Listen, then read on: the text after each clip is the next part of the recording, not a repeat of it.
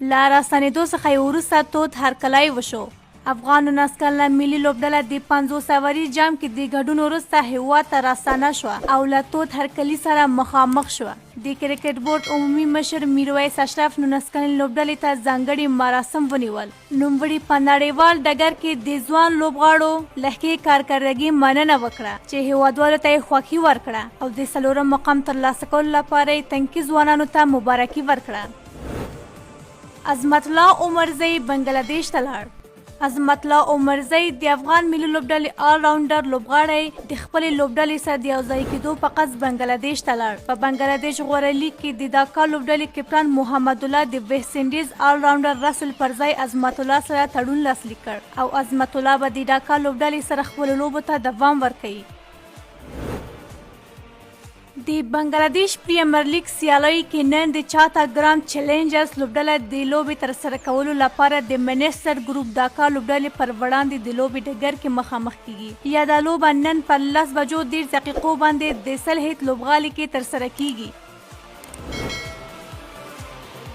د آی سی سی مینز کرکټ ورلډ کپ سیالیو کې نن جالبه لوبه ترسره کیږي. یا د لوبه د عمان او امارات عربي لوبډلو ترمنځ د آل اماراتا لوبغالي کې نن شپه پر 9 بجو 10 دقیقو باندې ترسره کیږي. د وومنز آسیا سیالیو کې نن د انګلند کرکټ ښځینه لوبډله د استرالیا ښځینه لوبډلې پر وړاندې د لوبې په ډګر کې مخامخ شوه. یا د لوبه د انګلند ښځینه لوبډلې پیل کړه او 133 منډې هدف یې مقابلې لوبډلې ته وټاکه. او خو بیا د استرالیا کرکټ ښځینه لوبډله د هدف ترلاسه کولو لپاره د لوبې ډګر ته ښکته شوه. هیله دې نه وي چې د دواړو لوبډلو ترمنځ دا درېیمه یو ورځنۍ سیالۍ ده. د بنګلادیش پریمیر لیګ سیالیو کې سبا غوره لوبه ترسره کیږي. یا د لوبه د سلهیت سنرایزرز او فورټن بریش لوبډلو ترمنځ سبا د سلهیت لوبغالي کې په 3:10 دقیقو باندې پیل کیږي.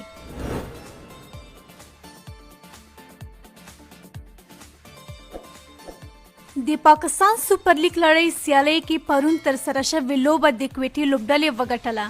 د یادې لوبې پیل د لاهور لوبډلې وکړ او مقابلې لوبډلې ته 204 منډې د 15 لوبغاړو په سوځېدلو سره هدف وټاکه. مقابلې لوبډلې یاد هدف 9.3 اوور کې پوره کړ. همداشانتې یاده لوبه د کویټې لوبډلې د 2 وکټو په توپیر وګټله. پرون د بنګلادیش پریمیر لیګ لړۍ سیالیو کې ترسره شوې سیالۍ د خولینا لوبډلې د 15 منډو په توپیر وګټله.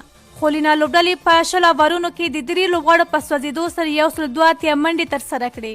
همداراز هدف ترلاسه کولو لپاره بیا د کومیلا لوبډله په 20 ټاکلو اوورونو کې د 9 لوبغاړو په سوځېدو سره یې ونه توانېده چې هدف ورکړي او لوبه یې وبایلله.